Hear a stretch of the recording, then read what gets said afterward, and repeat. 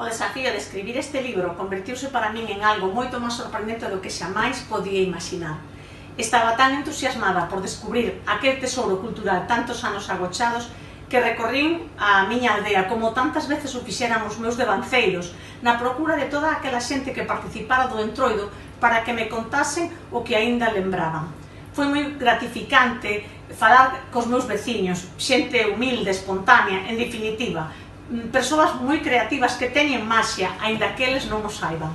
Comprobar que aínda recordaban emocionados aquela festa, deixar que falaran de un xeito moito máis cercano, fíxome apreciar que detrás de cada anécdota, de cada imaxe ou detrás de cada obxecto que tiñan guardado albergábanse sentimentos, emocións e tamén a esperanza, a ilusión de recuperar aquela festa.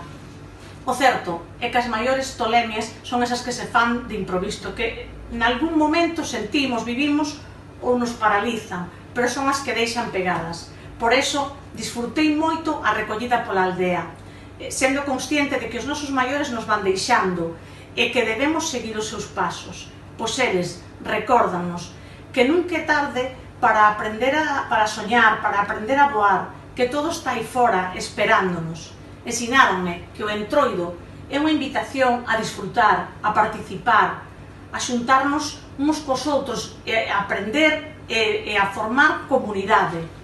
Con este libro, gustaríame sementar a ilusión polas tradicións, como o xeito de manter viva unha identidade. Pretendo compartir a súa historia tal como eles a lembraban e sentiron, sendo consciente de que as emocións son intransferibles. Teño a sensación de devolverlles unha parte da súa historia que non chegará a nós.